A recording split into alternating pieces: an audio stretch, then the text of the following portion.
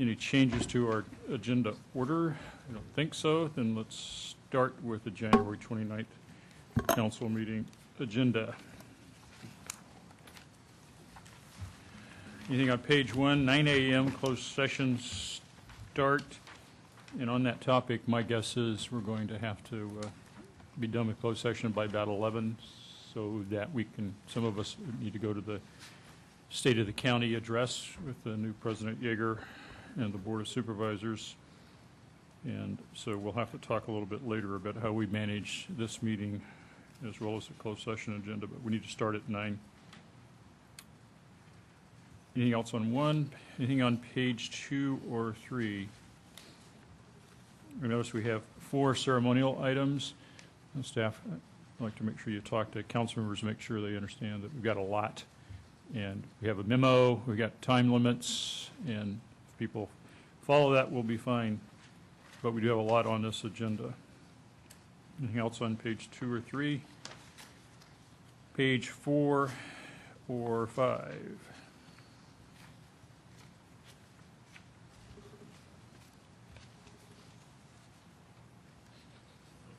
Page 6 or 7?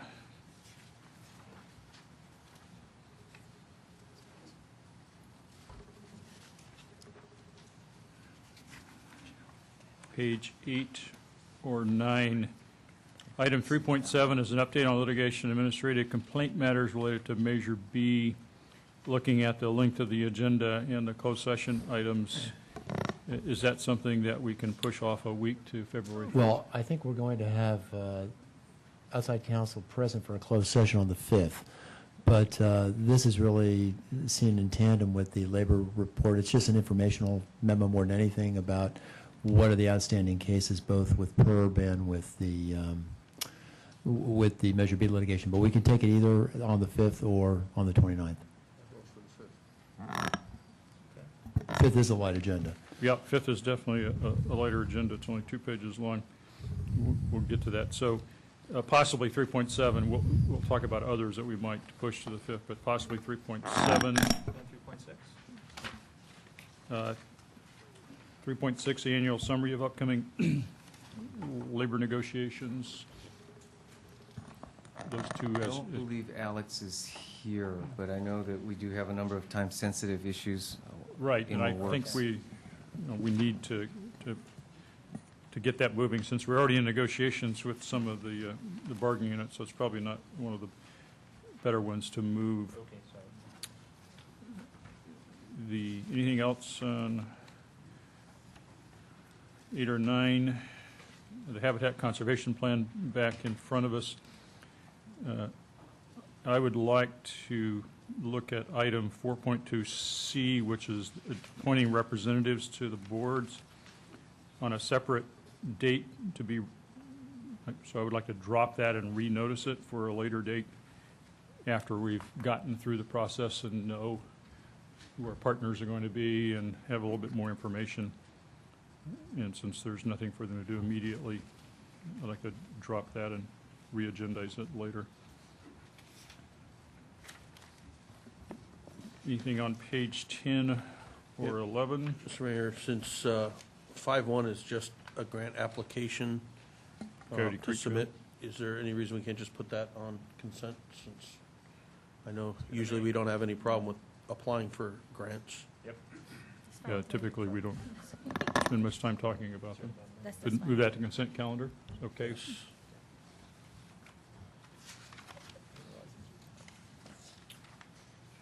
Item 6.1, taxi cab permits. There's a recommendation to drop that, although I don't think the issue is going away.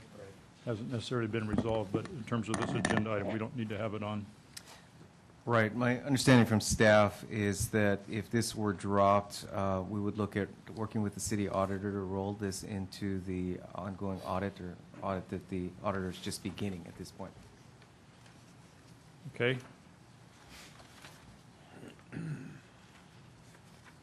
Anything else on 10 or 11? Page 12 or 13. Back to the, I have no written request for additions, as far as I know. So back to the management of the meeting. If we have the closed session from 9 to 11, we have on there, I believe, the performance review of the city auditor is the first of the performance reviews. I think we need to move that to a later date, because I think the labor negotiations, preparations is going to take a couple hours, 9 to 11, and then if we break so we can go to the county, that pretty much takes care of the closed session, and that will also move work to the 5th and lighten up this agenda a little bit. So I think the question then is whether or not we need to move this litigation update administrative matters. If that's a discussion item, which it's not, because it's just a report. Right. I mean, any serious or substantive discussion is really a closed session topic. So Right. it really is a report for the public to know what's outstanding. So did you want to have that closed session discussion before we get into this? That's really the committee's call. We can have that conversation on the 5th. We initially intended to bring outside counsel in on the 29th, but given the agenda, we're coming back on the 5th. So we can do it either. It is somewhat related to the labor relations only because of the outstanding matters of PERB. Okay. Why don't we move that to the 5th so that it follows the closed session discussion? I agree. The same day would probably be a good item. And we have the Habitat Conservation Plan last, whenever that may be. So I think that's a manageable agenda. Any other changes, corrections? I didn't see any notes that we needed sunshine waivers on anything.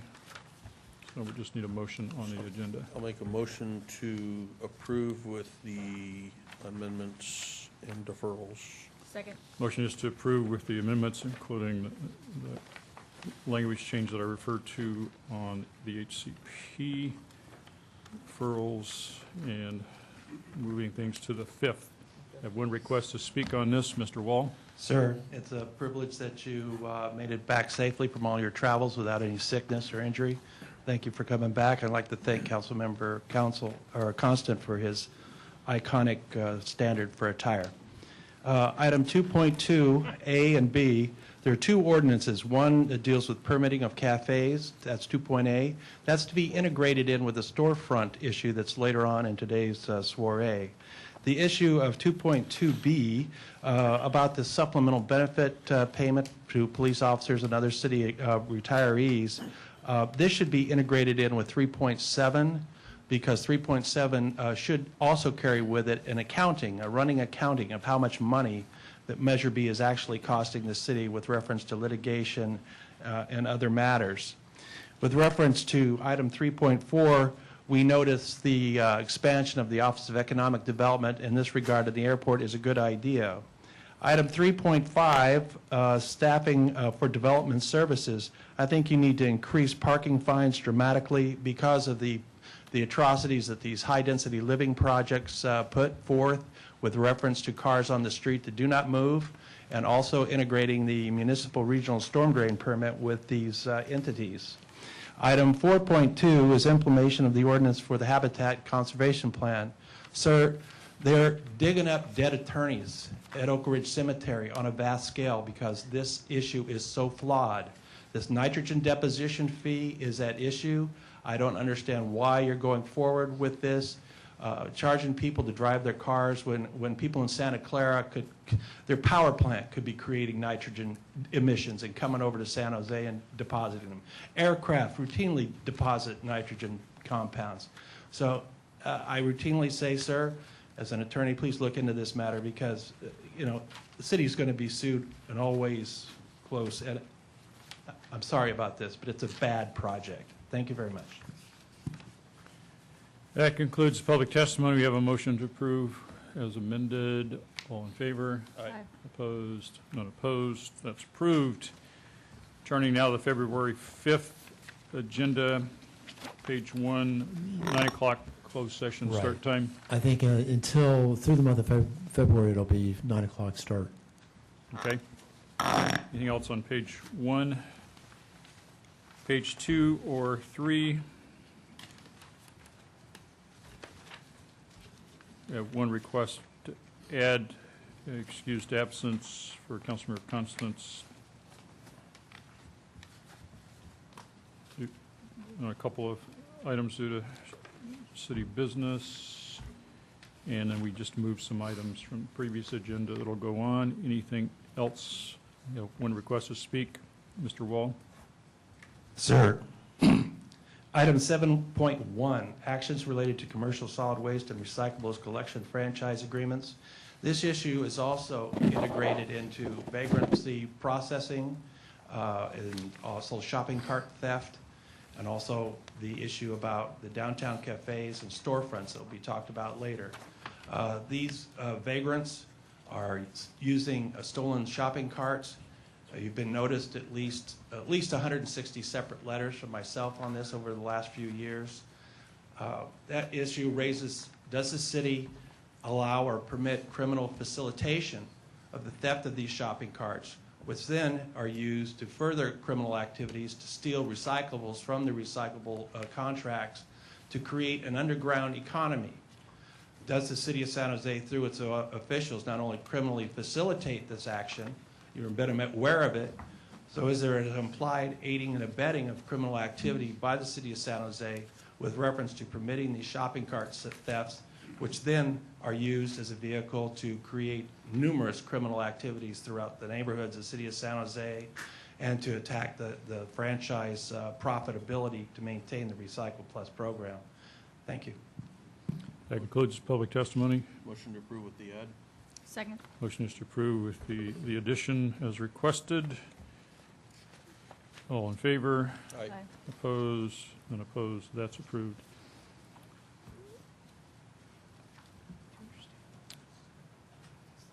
We don't have any study session agendas specifically to discuss today. Our next study session is February 11th, I believe, and that's the priority setting session. Next week, we will talk about that, I think, because we have potentially the ordinances to revisit, the study session topics to revisit, then we have our usual budget-related things. So we should talk about that next week and how we're going to make that all fit together. And I know there's at least one or two memos out with topics, and we'll probably have some more. We don't necessarily need to discuss those next week, but we'll just talk about how we're going to manage the meeting. Mr. Wall, did you want to speak?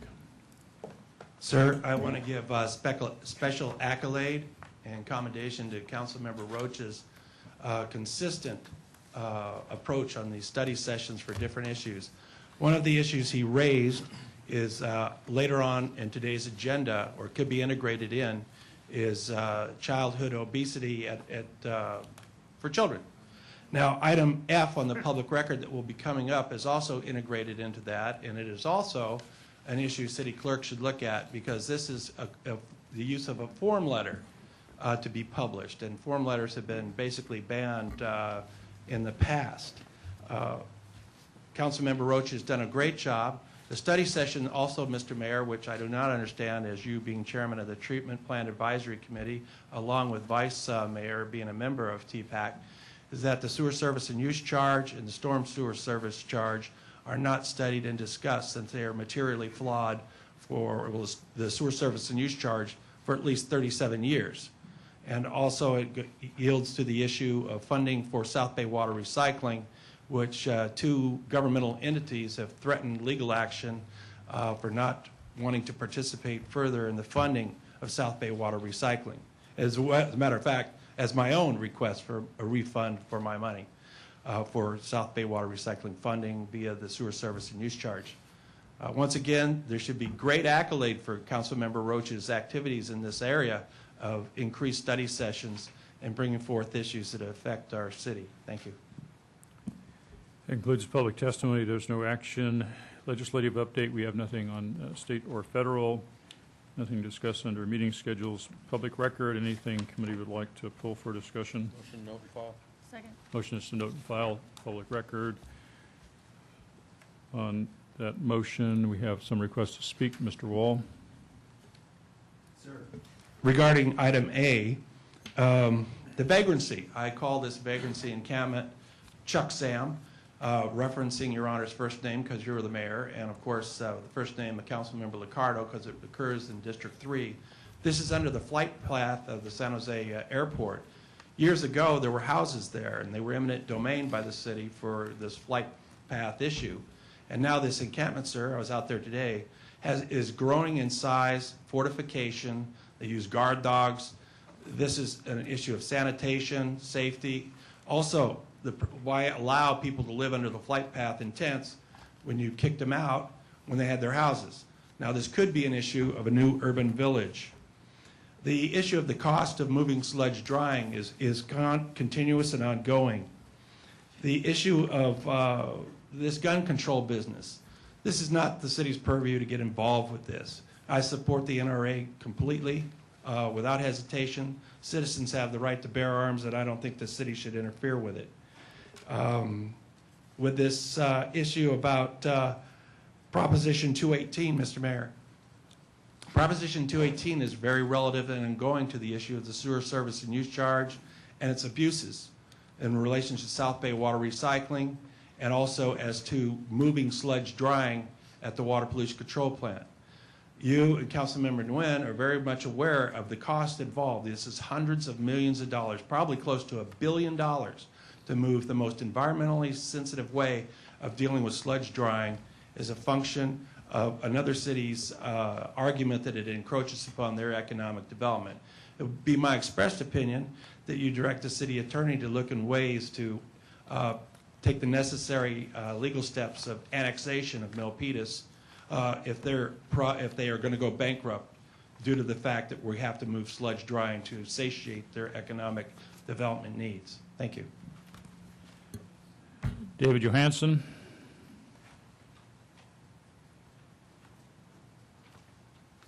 Thank you. I see that you have a letter here. One second, let's get that microphone on. Thank you. I see that you have a letter here from the NRA attorney Chuck Michelle and Associates. So the legal framework under which this assault weapons ban would be proposed is clearly stated here, so I'm not going to go into that. I did want to talk about something that Councilmember Herrera said last week, and that this issue of gun violence, and all violence in that matter, is a cultural issue, and I could not agree with her more. I do worry, though, however, about our elected officials when they try to equate gun violence or gun restrictions with elimination of gun violence. In the last two mass shootings that we've had in this country, both of those events took place where guns were prohibited. In the Aurora, Colorado shooting, the movie theaters, there were 6 or 7 movie theaters surrounding the area where this alleged gunman and this alleged mentally ill gunman lived. And only one of those 6 or 7 theaters prevented legal concealed weapons holders from carrying their concealed weapons. And even though this one theater was not the closest to this gunman's home, that was the theater he chose to go to carry out his act. So gun restrictions, the restrictions of gun ownership, don't necessarily equate to the elimination of violent crime. And I want to make sure that our culture doesn't mislead our public in that way. Another issue, I'm a father. I have 3 children, one a freshman in high school. My youngest is going to start kindergarten this year.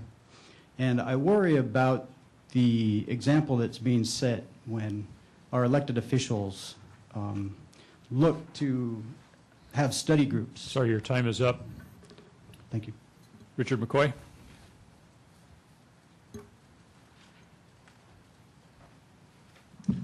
Richard McCoy, Vice Chair of Senior Commission. I wanted to talk about the bicycle safety issue that fortunately will be addressed at a study session, but wanted to pass on some observations and experiences I had last week while visiting and walking around downtown San Jose. If you're a pedestrian, you're taking your life in your hands. Just walking down Santa Clara, First Street, San Carlos, making several laps around here over the hours, lots of bicyclists and lots of skateboards on the sidewalks, and the pedestrians are playing dodgeball with the riders, and they need to be told that it's not a safe place for bicycles to be on the sidewalks in downtown San Jose. Under the ordinance, the young kids could be there in their little pink tricycles with their pink helmets driving down, but the real ones that are a safety issue are the older, the adults, and the college kids who are not always obeying the laws. They're crossing on red lights. They're violating other people's right of way. And I think that there should be some special way in which we control the pedestrians on the sidewalk here and make it safe, especially for not all pedestrians, but the seniors who cannot respond fast enough and quick enough to get out of the way of some of these bad drivers. Thank you. Mr. Mayor? Yes. May I just Councilman clarify Miller. with the city attorney what the former police chief told me, that in San Jose, we don't have any prohibition of riding a sidewalk, or riding a bicycle on a sidewalk. That's correct. Thank you. Martha O'Connell?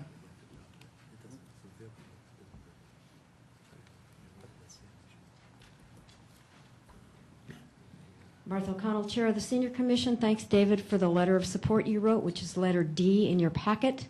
When the Department of Transportation came and told us what we couldn't do to protect seniors, and as I said, had the audacity to hand this out to us, which is about kids, they didn't come up with one single solution, except they chastised me for when I was hit on Santa Clara by a bicyclist, why I didn't call the police.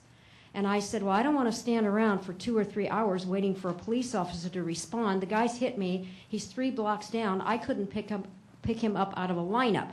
So Mr. Brazil was very, in my opinion, rude and hostile toward me. So I said, okay, I'm going to find out. I called the police chief.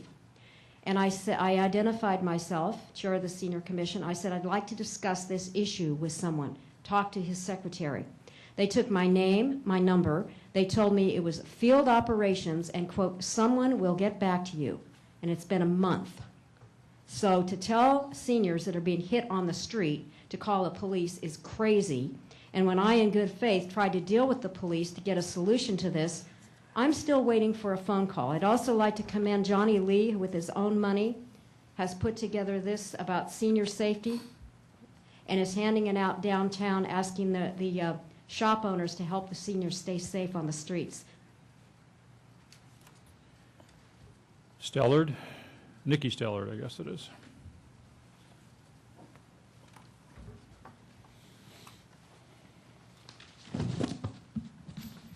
Thank you, Mayor. I'm Nicky Stout, and I'm the San Jose coordinator for the Pink Pistols, and I'm advocate. Of course, I'm speaking against this proposed assault weapon ordinance. When bad things happen, we all want to do something, but this is a misguided policy. A couple of things. One, we have a state preemption law. The city is actually prohibited and would expose the city to civil rights lawsuits on the state level. Number two, what's the definition of an assault firearm? It's kind of an expanding list. As far as the Second Amendment, since 2010, does apply to the state, since the McDonald case and common arms are constitutionally protected. Handguns, which accounts for 93% of violence, are constitutionally protected. And I would say that rifles and shotguns are also common arms, so they are protected. I looked at this proposed ordinance, and the constitutional scrutiny used in gun cases is going to be at least intermittent. I say that because this lawyer who wrote this up, when I read this thing, this is a rational basis. Basically, he pulls something out of the air. Violence is something all of us would like to deal with, and I would rather see the city focus their attention on dealing with violence and mental health issues. Things that we should, rather than dividing our community, let's come together. Let's talk about dealing with gang problems. Let's talk about breaking up families. Let's talk about mental health issues. Let's focus on city policies to improve the economy. Violence is a byproduct when individuals whose hope have no purpose, no dreams. They get angry, frustrated, depressed, and a lot of people go into drugs, the alcohol, and a lot of people just lose it and they just explode. Let's work for a better city. Thank you. That concludes the public testimony on the public record. I think we have a motion to note and file on the motion. All in favor? Aye. Opposed? Unopposed? That's approved. Next item of work is workload assessment for council requests and referrals. Workload assessment for proposals outlined on December 12th Memorandum to the committee regarding filling empty storefronts. Councilor Licardo's here, Joe's here. Let me suggest before we get too deep into this is that what we ought to do is to defer taking any action on this for a while to let staff and the council members scope this down a little bit so that it's not so staff work intensive, so that we really don't have to deal with it as a priority setting issue, taking staff away from other things, but we can move it forward really as a budget item more quickly, more straightforward. It would be my suggestion, but I'm happy to hear what anybody else thinks we ought to do with it. Councilor Licardo? Yeah, thank you, Mayor. I appreciate that, and certainly no one is more surprised than I to see that so much staff time would go into creating a 5-page memorandum to describe all the staff time that would go into this proposal. And I couldn't agree more. It doesn't require what is outlined here. I think there are a lot of community partners out there, chambers and local business associations that can be enormously helpful and take on the burden quite happily, because this is something that's really within their wheelhouse. I think, obviously I know this would be a conversation we want to have with the chair of the CED committee, but certainly this can, we can whittle this down considerably in terms of workload, and if perhaps we work out any of the details at committee, that would be fine. But one way or another, I expect that based on my outreach, we're going to have a lot of partners who are ready to implement this with us. Joe, anything to add to Yeah, thank scope? you, Mr. Mayor.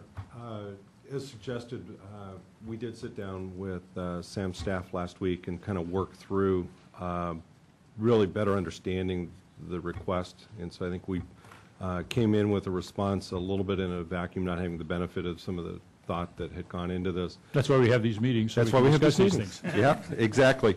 And so as we have talked through it, and as the councilmember just noted, being able to work with some nonprofits and other groups to really be the front edge of a lot of the work that was in that memo, we think would reduce this, the impacts to the organization to be able to deliver this.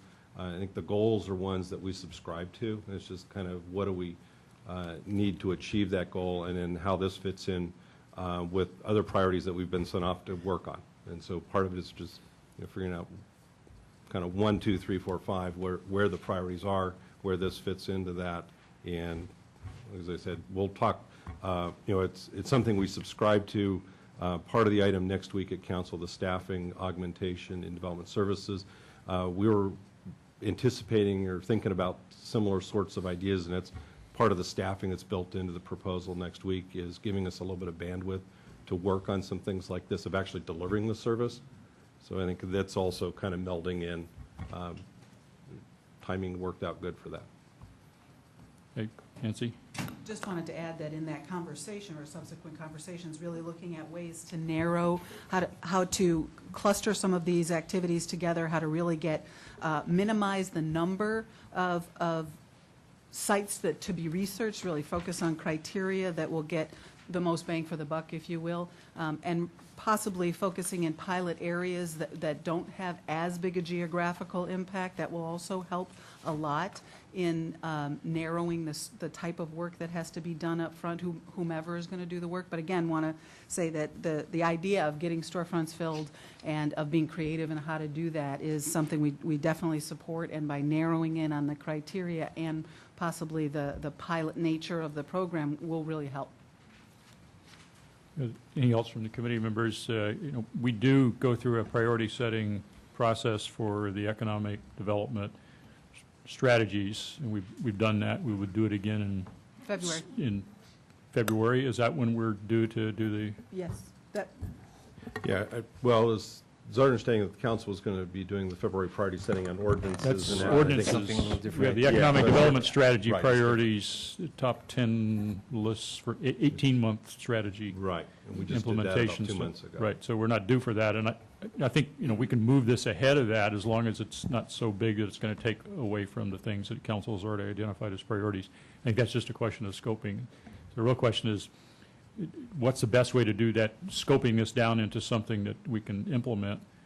And Councilmember Carter, you're suggesting maybe we prefer this to CED committee to? Yeah, I mean, I think, certainly I welcome and invite you, Mayor, to go forward with a March budget message if that's your inclination, and I think that would be a great approach. If there's room on CED committee, great.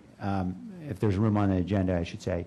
And if not, I think based on the conversations we've already had so far with staff and with some outside partners, you know, I think this can be redrafted, that is, the proposal can be redrafted relatively quickly to be something that would really take a very small amount of staff time in terms of just basically fashioning something with specific details about who qualifies and how. Okay, Councilmember Oliverio. Thank you, Mayor. So the last time we prioritized ordinances, we had them batched in little groups, and there were ordinances that did not make the list that were listed under the title economic. So Mayor, are you saying this is equal to those that had been on the agenda and didn't get passed? Because in a way that's one way or the other, whatever ordinance you choose, it's a level of staff time. So I'm just trying to figure out, would this then supersede the ones that were already on the list? Well, I'm not sure this is an ordinance, and, you know, that it fits that list. I think this is a budget decision. If we scope this thing properly, and it could just be a budget decision, do we have the money to do it, which we'd make in the budget process. But I'm not certain about that, because I think we have to give the staff and council members a chance to do that. So I'm not making that decision, just not, I'm trying to avoid that by scoping it in a way that it doesn't fall into that. Mr. Mayor, if I might suggest, given the, I guess, potential directions this could take, it might be helpful if staff could take another crack at the scoping, almost another shot at the workload assessment, such that we could either bring it back to rules, perhaps, or via info memo even, in time for March budget message, should that be an appropriate way to handle it. So no, one more option to put on the table. Okay, Councilmember Oliverio. And then just to understand, I understand the intent is obviously to fill storefronts, and your original memo is very thorough and very detailed, so much to the extent that I would need to discuss it to understand all the true intent. But I guess the question is, since we're talking about downtown and neighborhood business districts, which are not shopping malls and they're not strip malls, Right. is this really the from Joe, Nancy, yourself, Councilman McCarr, are these the impediments to retail? Or is it other factors, i.e., we don't want to be on the street because there's vagrancy issues.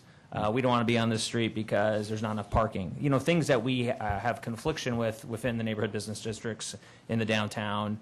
And Sure. Since this is a budgetary item, this may very well be the best idea. But I'm just saying, are there other factors that impede retail from getting filled? Could I respond? And I know. And I'd also like to Yeah, Joe I and know- Nancy as well. Yeah, I know there's expertise here sitting next to me. I would be the first to concede there are lots of reasons why there are empty storefronts in neighborhood business districts and the downtown, including those that you mentioned. And they may, in fact, be larger drivers than costs of permits and costs of leases. I guess the question is to what extent can we lower the barriers that are within our control? We'd all love to build parking if we could do it. We had the money in the right space, but we don't. And so this is really a pilot to see are the factors within our control sufficiently impactful that we could really make a difference. So can we start with a relatively modest amount of money and give it a shot, and recognizing, you know, whatever we're spending is probably going to come back to us anyway and increase sales tax and other revenue. I would couch it in a similar manner, but it's the how to eliminate excuses of why not. Is that you know, the comments you hear in the community, same ones I as a consumer get frustrated as, why isn't there X in my neighborhood? And you know, we hear a lot of different reasons why something can't happen. I think this is really around we're going to take the cost to get a permit off the table. We're going to take the uncertainty about the time to get a permit off the table. We're going to go through and deal with that the rents aren't reasonable off the table. So it's really of, well, why is it that it can't happen? And as you say, there's a number of other reasons why it may not happen in any given reason or location, but these are the things that we control to some extent. And Nancy, you have anything? No, agreed, that this is an opportunity, and by focusing on it, by looking at a practice around this, then maybe we build on that can grow. So we'll learn things that we didn't know before. And just the attention of certain property owners and certain tenants in key areas, I believe will yield some good results that we'll learn from. Yeah, I'm interested to see how this would work. I think there's interest here. And some, I mean, if I don't mind just talking about the topic now, but it's just, if you have a landlord that, is pre-Prop 13, has no incentive to have this property leased for whatever reason, then it's just we're subsidizing almost to have someone in that space. But if we as a council value that more, then that's a choice we'll make. Right. And I think, then maybe it should be focusing on pure retail that doesn't have anything to do with the county. Because if you have a food use, their timeline, especially if you're going from retail to restaurant, is incredibly long, and then it's not necessarily less. So then it's really focused on standard retail, or in the downtown, we changed the ordinance to allow offices. Mm-hmm. So maybe that's it. Do you see the focus that way? That was one of the suggestions we were discussing, was no restaurants, for a practical reason on the timing, but on the secondary reason that restaurants do take more to get through in terms of venting, all those other issues that are more costly. So let's focus on those issues that aren't restaurant that we can have a better crack at. Yeah. And as you noted also, is that this is something where we're making a decision to invest city dollars into, and looking at the return back on those of what's happening in the way of or sales tax that's going on. Are there some other benefits because we get a couple clustered together that it kind of builds upon itself? That at the end of the year, we'd come back and say, is that, did we get a good return on that investment? And we should always be asking that question. And Joe, in your history here, have we ever just simply waived fees 100% and said, okay, this 4-block area, no fees? We've done in the downtown when we had redevelopment very early on, there was more flexibility about doing that. And so I think that occurred. And did you find that was successful? I don't, yeah, it was probably 20 years ago. So I think it was a really different world. And I don't want to give an impression that I'm negative on the idea. I just want to get the idea that how is, if I have limited dollars, how can I fill space? And if, tenant A says that, or prospective tenant A says this, and prospective tenant B says something else, at what they need to move into a space, I just want to make sure we can sort of match it in an ideal world. So. Yeah, a fair point. I think really this is driven in part obviously by economic considerations, but also by the externalities that we know about vacancy and full storefronts. That empty storefronts lead to lots of other things other than just lost tax revenue, and that's also what we're trying to combat. And just to note that it was not infrequent for the agency to backfill those types of fees, so it wasn't really a true waiver. Right. It was the agency paying the fees. Mm-hmm. Let me go back to the simple and argue for the simple. Most retail tenants are going into a small space are going to have to pay for their own tenant improvements. Mm-hmm. Whatever deal they cut with the landlord on a lease is spread over time, but the upfront cost of tenant improvements is an impediment for small businesses. And that if we focus on that, I mean, it could be as simple as we're waiving fees and charges for something. It's a fees and charge issue, which gets back to the budget issue. That's a very simple thing. Now, this probably needs to be a little more complicated than that. But if you want to help somebody, this is a hurdle. And we have some famous cases where the cost of the fees is really high relative to the size of the tenant improvements. And somebody who's facing that, if you can just reduce that, that's a huge incentive. Yep. It's not going to overcome all the issues about retail, but on the margin, it could have an impact. So it could be that simple. Perhaps not, but there is a simple way to do this that is really just a budget decision and not necessarily huge amount of staff work, as Councilor Liccardo has indicated. So do we want to refer this to the CED committee to continue to work on it, Councilor Liccardo, you think, or just want to talk to staff and try to scope it? Assuming that there's room on CED agenda, that would be great, and obviously it's at your discretion, obviously, Mayor, about what you'd like to do with the mayor's budget message. Well, when does the CED committee meet? Next Monday. Next Monday. So That's a little quick. Huh? 28th. Yeah. 28th. Oh. Okay. So we'd have a meeting in January and another one in February That's before right, I've got to put out a March budget message. Okay, so why don't we do that, Councilor Constant? So if we just make a motion to add it to their work plan, it'll automatically be on their agenda, so I'll make that motion. Second. Okay, motion to add this to the CED work plan. I have one request, I think, maybe two to speak. Mr. Wall. Thank you, sir. I'd like to give accolade to Councilmember Liccardo, special accolade to Councilmember Rose Herrera with her being the chair of the CED committee, and accolade for Councilmember Javier Campos. This was also, the city manager's office has done a great job with integration of this predicate memo to this storefront issue. The Office of Economic Development has also done a fine job. There is a material weakness to this program. And sir, this is on page 2 of the predicate memo dated, I think it's 12/12/12. Councilmember Liccardo's memo. He's always writing great words. Quote, on page 2, vagrancy, graffiti, street-level crime proliferates in the absence of eyes on the street and backlit storefronts, period. Adjacent businesses suffer from reduced foot traffic and from the perception that pedestrians don't feel safe walking along deserted sidewalks and empty storefronts, period. Landlords forego maintenance and basic investments in vacant buildings and even in their own occupied neighbors, thereby perpetuating a vicious cycle of urban decline, period, close quote. Sir, I believe this type of issue just shouldn't be referred to the CED committee, but a hybrid committee be produced because the public safety, finance, strategic support deals with the police and the fire.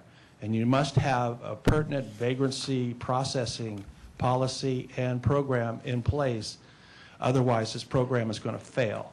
And this also integrates into an earlier issue of 2.A that was mentioned about the cafes on the sidewalks. Without a vagrancy control program, this will fail. In addition, you have St. James Park that operates as a base camp for vagrants and the criminal element. Where I give chastisement to Councilmember Liccardo is in the operational aspects of giving out Section 8 vouchers to get these people off the street. That is not the issue. The issue, sir, is that the city of San Jose cannot deal with this vagrancy problem at this point. Thank you. Martha O'Connell?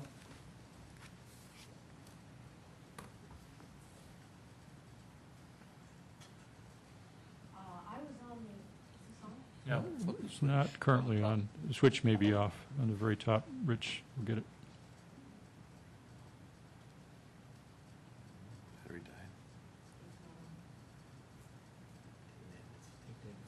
It was on, now it's off. There you go. I was on the infamous Downtown Redevelopment Committee in the early 80s. I was supposed to be representing the staff at San Jose State. We went through the same arguments. We tried to explain to these folks when they were going to redevelop the downtown area that you're making a big mistake by turning the streets into one way, which most all the businesses were opposed to. The parking is terrible. You don't understand. They thought that if they opened up all these little boutique shops, that the federal and state employees would stay downtown after 5 o'clock and shop in them. I said, you are dreaming. People get off work, they jump in their cars, they go back to the suburbs. I find myself in unbelievable agreement with David Wall on the issue of the vagrants. People don't want to come downtown and have people laying around in sleeping bags and urinating in the doorways of these places. I'm downtown constantly. It's not an attractive place to come and shop. So there are indeed a lot of other issues, Councilperson Oliverio. The very same issues you're discussing now, we discussed in the 80s. All of these, in my opinion, inappropriate businesses moved in. There wasn't a market for what they were selling. So I think that's one of the problems. That concludes public testimony. We have a motion to add this to this Community and Economic Development Committee work plan. On that motion, all in favor? Aye. Opposed? None opposed. That's approved. Next item is a report on the posting of public calendars by city officials on the city website. We have a report from David Vosbrink in the memo. Motion approved. Second. Motion is to approve. I have a question about in the staff analysis, we're running 89% of the calendars were updated on time. Not factored in this percentage were anomalies. So does that mean of the 11% that weren't compliant, there's some technical reasons or other reasons? There's some technical problems. Lately, there's been a lot of technical problems because of integrating the new website design. But just things that come up that we have a very tight deadline on complying with that, and just you can slip over just by a few minutes and you're not compliant. So Okay. Any other questions, Councilor Constant? Oh, just a comment on the compliance, because I know if I update on Friday night, so I have a current calendar, but it doesn't get done on Monday, even though it's only one business day behind, it's considered not compliant, because I upload mine 3 times a week to have more frequency. So I think as we go along, there are some districts that have ongoing problems, and they need to work those out. But I think we need to figure out a window. So, you know, I would say if it's between, you know, Friday at 3 o'clock and Monday at 5 o'clock, it's compliant, you know, versus just whether it's done Monday in the afternoon. Well, the way the recommendation from the Sunshine Reform Task Force came, it had to be updated on Monday. But as a practical matter, because people know they're not going to be there Monday, various things that would keep them from updating it that day. Typically, if we see it updated on Friday, we consider that the intent, that they want to just get it updated so they're not out of compliance Monday. So that doesn't typically factor in. Anything else on that? We also have a recommendation to consider the frequency at which we do this report. We've gone from monthly to quarterly, and the recommendation now is to do it twice a year, correct? Any discussion on that? Mr. Wall, you want to speak? Sir, I have a running objection that council members have to waste their time with this type of reporting. There are 13 pages in today's rules packet that deals with this. I'm on record that you shouldn't bother yourselves with this. People, citizens can read the reports, they can come to committee meetings, and they can participate. Now, on a humorous note, I noticed for the first time that we see the term technical difficulty with reference of council members, or with yourself, Mr. Mayor, just one time, not reporting on time. Once again, I do not blame anybody on the council for being this way. And then I turn to District 3, who has the most absences of 6. I don't make fun of His Honor Councilmember Liccardo because he's mobility challenged as myself at this time period. But I also think, on a different note, of his vote raising his hand against St. Bellarmine Preparatory. And this possible could have an interaction. I mean, the Almighty might be giving him interferences for his vote and not being loyal to St. Bellarmine Preparatory. And, you know, we all hope that Councilmember Liccardo will repent his vote in his own special ways at church and come to terms with God about his vote. And perhaps that will aid a speedy recovery. But I once again say this is a complete waste of your time. And also, sir, it violates the green vision. 13 pages in this document alone on paper. There's some tree crying somewhere that they lost a relative. So once again, I'd say get rid of this whole process. You have an open government. Nobody can argue that against you if you did quit doing it. And I'd like to thank Councilmember Liccardo for being here, and we need more council members to be here at Rules. Thank you. That concludes public testimony. We need a motion. Already got it. You got a motion? Does that include the change in the reporting frequency? It does. Vice Mayor Nguyen? Semi-annually? Yes. Okay, great. Second. We have a motion with second on that motion. All in favor? Aye. Opposed? None opposed. That's approved. Item number 3, G3, is a request to refer to the Elections Commission. Question of whether or not we should adopt a resolution for an amendment to the United States Constitution dealing with the Citizens United case, basically. Councilman Liccardo, you want to speak to that? Yes, I just wanted to offer, I know there's been some concern, I think, by some members of the community that the recommendation, the literal language does not match exactly what's in the resolution. The resolution, obviously, is the controlling language. So if people are concerned that this is too specific in referring to the First Amendment as opposed to any other provision of the Constitution, I'm assuming whatever that would come before council would be what would be in the resolution and not in the memo that I signed with Councilmembers. And that's, if I can add, that is a question that I have, because isn't the intent of the authors to address the Citizens United case only and speech, or are we looking at the free exercise clause provisions? Are we looking at search and seizure clause provisions, 14th Amendment provisions, takings, due process provisions? Because the resolution says no constitutional rights, and it's far broader than just Citizens United. And if that's the intent, and that's what the council wants to go with, I think the Elections Commission's jurisdiction is really limited to elections. And Right. to have them discuss beyond that would really cause me concern. Understood. And certainly, the council is free to do as it wishes with whatever final language. Right, it's a comes policy to it. call. I mean, whether. I guess I just didn't want to preordain the result. Right. You know, I certainly have a view on that subject and recognize that we really are talking about speech issues. So in any event, I guess I just don't want to mislead anyone. The resolution is what it is, and what becomes of it is what the council ultimately decides.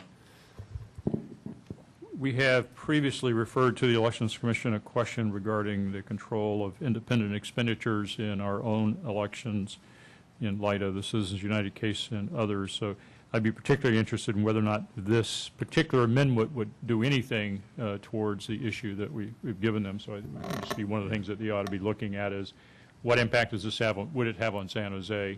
Even if they're going to analyze it from an election standpoint, certainly ought to think about our elections. Yeah, and there's different precedent. I mean, the Supreme Court has held since, I think, Buckley case, that money is speech.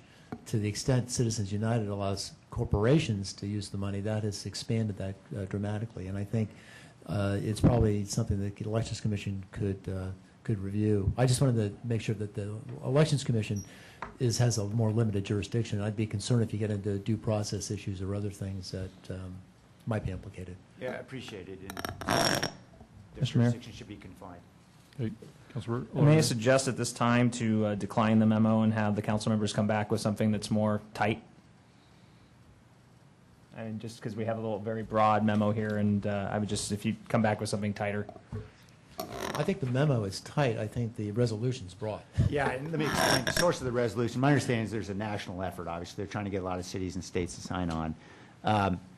And so I recognize there are challenges with the language of the nationwide resolution. I am concerned about the breadth, and that's really reflected in the language that you see in the recommendation. So it seems to me it's an open question for the councils to which or what other version you might want to follow if you choose to approve it.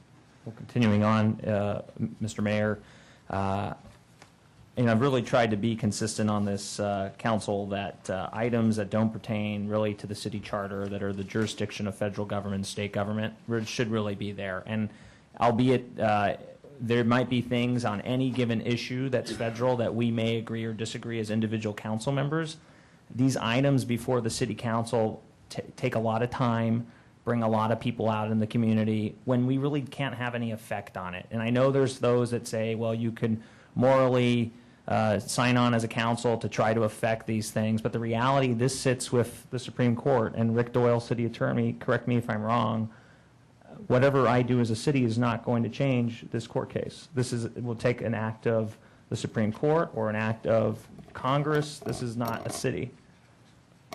It would take an act. This proposal is to get cities on board with the constitutional amendment, which requires both congressional and the states to have an amendment proposed and ratify an amendment to the Constitution. And there are probably a number of amendments I'd like to see in the federal government, but I really think that's not my place to do. Certainly my council district is not asking me to put things on the agenda that we don't have any effect on. So I just think we shouldn't even have this on the agenda, or even have it go to the Elections Commission and leave it at that. Councilor Constant?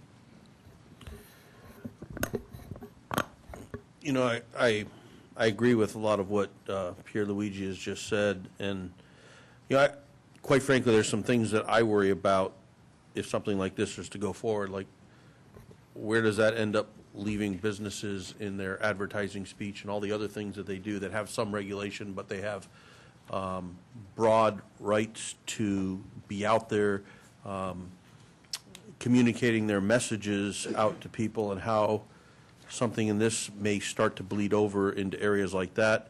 And quite frankly, I think one of the reasons we have independent money going into independent committees and not going through the process is because we constrain contributions and expenditure limits in local races, and that pushes people out to other areas. I think we should be looking at what causes the problem more than anything else. And if we really think that in the city of San Jose, big corporate dollars are influencing our local elections, then we should be doing something to address that. And I think that's where we should keep ourselves and how it affects us in our municipal elections. Vice Mayor? Thank you. Just briefly, yeah, I agree with both Councilmember Oliverio and Councilmember Constant, but I also appreciate Councilmember Liccardo bringing this forward. I think at any given time, I don't think that any one of us agree that we should allow corporations to dictate the outcome of elections, whether it's local elections, state elections, or national elections. But just reading through the resolution is just very convoluted. It's so general that I'm not really sure exactly what is it that we're addressing, although I completely understand the intent of Councilmember Liccardo's memo. So I guess I'm going to go back to what the mayor said earlier about a referral that we actually sent to the election commissions in terms of the independent expenditure. I'd like to know what's the status of that and how does that, if there's any relationship with Councilmember Liccardo's memo, but just looking at the resolution here, it's just so broad that I'm not even sure where to start. As far as the independent expenditure issue with the Elections Commission, starting in February, the Elections Commission will be looking at all the different Title 12 recommendations that we've made to them and that we've received from council. So whereas they haven't started working on it, all of their recommendations will be coming to council in August is when we're shooting for. So it'll be in effect for the next election cycle. So we could take this issue, add it to their list, and then what they're going to do is they'll prioritize the list of things of what can we get done this year, what's the most important things to get done for the next election. So this could be added for them to take a look at as how can they take the spirit of this and apply it with Title 12. Mr. Mayor, may I continue? Yes. I think that would make sense. I think that, we're not going to jeopardize anything by, allowing the Election Commission to take a look at this and see what part of this, the intent of the memo, should they be looking at more concretely. So I would be okay with that. Councilmember Oliverio. I would not be able to support that, Vice Mayor, at this time. And Councilmember Parco, I do appreciate the memo, and if I didn't compliment you, I apologize. But no, again, it puts us down where we don't need to be. The Elections Commission does their work based on current law, and they should do their work based on current law, not on changing federal law that we don't have the power to change. So I'm just going to make a motion to not approve the memo. Second.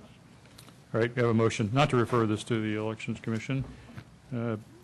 One thing, just reading through this resolution, I could not support this resolution to have the Constitution say that corporations or other artificial entities are not protected by the Constitution. That's pretty far out there. Yeah. That would include property rights, seizure of property, that would include due process. That's just way out there. And I thought we were talking about speech. When I read your memo, I think I know what we're talking about. And then when I read the resolution, I get confused about what we're talking about. And I appreciate those concerns.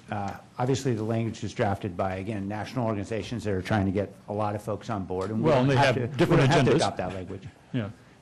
I guess if I could just offer one defense of sorts, I think, Councilmember Constant said it well, that certainly we should be addressing electoral issues here in the city of San Jose. The problem is that we're handcuffed from doing so.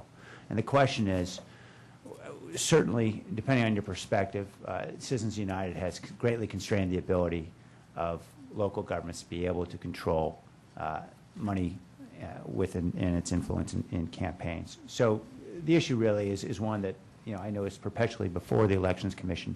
This is obviously a slightly different take, and that is, should the city of San Jose lend its voice to the other voices calling for the constitutional amendment?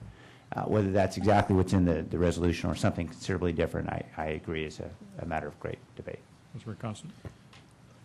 Sam, I think where I'd rather see us go, quite frankly, is if we want people to know who's influencing elections and we want to respect our municipal elections, the technology exists. We could go to, during contribution periods, anything that's received must be reported within X number of hours within this period. It's a shorter period within the week before. It's a 24-hour period. And I would much rather see that and open it up where if I want to support candidate A, B, or C, the incentive is for me to give to them, not for me to send my money through some outside group to influence the election. And I think because we do have the control over reporting, we have the control over contribution limits, we have the control over expenditure limits, it's those things that I think push money out to other places. So I'd just be more comfortable we just address that and we say, how are we going to do it so that the money that's going to influence elections goes to the candidate and the candidate's responsible for that messaging? All right, we have a motion to not refer this. I have some requests to speak, so we'll take that now. Brian Carr. Thank you very much.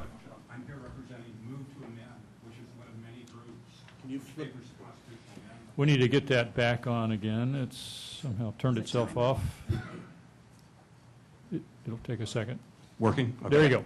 Want to thank Councilmember Liccardo, who met with John Fioretta, couldn't be here today. Also, City Council Member Rocha, who met with us. I do want to say that we understand that a constitutional amendment is a very difficult process. It's important that it start at the grassroots level. Over 200 cities have addressed this issue. To my knowledge, all of them have either passed resolutions or where it's been on the ballot, they've approved it. When you look at the results of the November election, you look at the number of cities that have approved this, you look at the polls, this is a bipartisan issue. The polls I've seen show about 60% of Republicans support this and a higher percentage of independents and Democrats. I provided you with abstracts of 2 cases. They were prepared by our group, Move to Amend. One of them is the International Dairy Foods case. That was a case where bovine growth hormone was supposed to be disclosed according to the Vermont legislature, and it was set aside by an appellate court on the grounds that it violated corporations' First Amendment rights. The other case is the Marshall case. That's a Fourth Amendment case. In that case, OSHA inspections were determined by the Supreme Court in a divided decision to require a warrant. So this goes beyond the First Amendment. The Constitution mentions corporations nowhere. Initially, the framers were very concerned about the power of corporations. Corporations have rights under state charter. The shareholders have individual constitutional rights. So we believe that corporations should be the servant of people and not vice versa. So I think you need really to think about this seriously.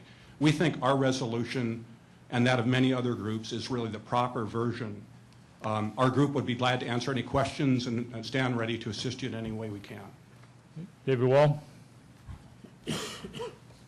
Sir, I would like to give accolade to Councilmember Rocha and Councilmember Campos, but with special accolade to Councilmember Liccardo. I believe his intent is pure. I believe his intent is well-founded. The resolution itself obviously is flawed for a variety of reasons already stated. One concern I have is that as a city, the city can put an amazing amount of pressure on elected officials, both state and federal, with special emphasis on the federal officials, to move forward with this issue about corporations and their undue influence upon elections. I have often, just on a cursory note, look at some of the council members' reporting forms where they get their donations. And it's amazing to see donations from out of state or the East Coast coming in to influence various districts in the city of San Jose and mayoral elections. This type of shenanigan has got to stop. Otherwise, the democracy issue is really not democracy, but it becomes an economic democracy, and the average citizen can only compete from the public forum either by the microphone at hand or by pamphleteering. And therefore, if the city of San Jose can control money within its parameters or perimeter of control and exclude outside money, that issue may be addressed. But specifically, I think that you need some form of ad hoc committee of attorneys and citizens to look upon this as a function of putting an amazing amount of pressure, vigilant pressure, on state and local officials to move this very serious issue about corporations having unlimited control over advertising and influence, undue influence on elections. Once again, thank you, Councilmember Liccardo, for your efforts in this arena. Thank you, sir. That concludes public testimony. Councilmember Constant. Well, I just wanted to comment. I appreciate the gentleman from Move to Amend coming, but I think it was clear by his comments that it's about way more restrictions than elections, and that's what really concerns me. I'd just like to add that probably 80 or 90% of the economy of the United States is based on activities by artificial entities, and I'm not prepared to take on the and restructure the entire economic system in order to deal with this particular problem. So, I couldn't support the resolution as I mentioned earlier, and so we have a motion to not refer this to the Elections Commission. On that motion, all in favor? Aye. Opposed? One opposed. Vice Mayor Nguyen opposed. So that's the that's the action of this committee. But Sam, I'll make a motion to approve your next memo. So moved. All right, moving to the next item, the Arts Commission recommendation from Councilmember Liccardo to appoint Roma Dawson and Ron Muriera for terms ending in 13 and 14. We have a motion from Councilmember Constant. I think there was a second. There was. On that motion, all in favor? Aye. Opposed? Unopposed? That's approved. Item number 5 is a request to renew the city's support for participate in the National Let's Move campaign. Councilmember Chu's memo on that. I know there was some discussion last week. I wasn't here. I was on an airplane at the time. And so, yeah, I was unfortunately not moving very much, although I was covering all the territory. And so let me ask a couple of questions. It probably got answered last week. Council did a resolution of support some time ago. Yes, and what was needed, the reason it's come back is there was a question as to whether we had to renew the commitment on the part of the City Council in order to be able to still get the funding or still get support or be part of the Let's Move campaign. The issue is the U.S. Department of Health and Human Services requires that an elected official must register on the Let's Move campaign website, and the council has not designated an elected official. So the proposal that Councilmember Chu is bringing forward, that he be designated the elected official as part of that campaign. And it's really, the time sensitivity is apparently the campaign's going in February, and in order to get it on the website and everything, the city of San Jose is a participant. The council needs to designate a representative, an elected representative. Okay, well, let me suggest that we take Councilmember Chu's recommendation for renew the city's support for and participation in the National Let's Move campaign and refer to the previously approved council resolution, so we don't have to go through the whole resolution process. It's just renewing our support as stated in that resolution and appointing a representative, which I'm happy to have Councilmember Chu be the representative without having yet another resolution, because we haven't undone that resolution. I think we would put on agenda the consent calendar item, essentially making sure that appointment takes place. We just need to document the appointment. Well, I think the council member should be prepared to do some calisthenics to prove he's worthy of being the Let's Move person. So if you're ready to do that at a council meeting, I'll be more than willing to vote for it. All right. I'm sure Councilmember Chu would. So shall we do that, agendize, put it on a consent calendar. We've already done the resolution. We already have a draft resolution. We can incorporate it by reference, just post it so people can see it.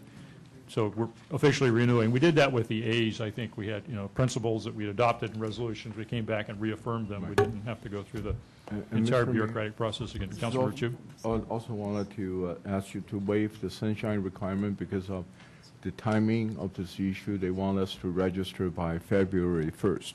So we need to put it on the consent calendar for next week's council meeting. We do that? We have time, right? The sunshine waiver. I'll make that motion with the sunshine waiver. Second.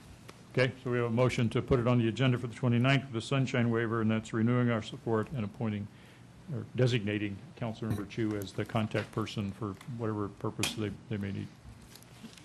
On that, do we have one request to speak? Mr. Wall? Sir, Councilmember Chu, I'd like to give you great accolade for your continued support to reduce the waistlines of children, and hopefully Councilmember Constant and myself. There is certain legislation that is needed locally, serious legislation. With reference to schools that are participating in their own school gardens where they grow food, they need also to be protected because people come in, they rip out their fruit trees for their own criminal intent and use, or they steal vegetables that are on the school's gardens. I'd recommend that this type of legislation be elevated to the level of a felony with substantial economic fines designed to hurt, severely hurt, punish, and deter anybody stealing from these schools' gardens. The issue of that could also be of great help to you, Mr. Mayor, is that Deputy Director or Deputy City Manager Norberto Duenas is well versed in the schools, and he's of great utility with this issue. But the legislation locally is needed to protect these school gardens because this is integral to the entire Let's Move program. My only criticism is the use of a form letter on item F of the public record. I'm not opposed to people arguing the same issue but adding new things to the discussion and not having the city clerk's office be burdened by having to process the same identical letter on a rules packet.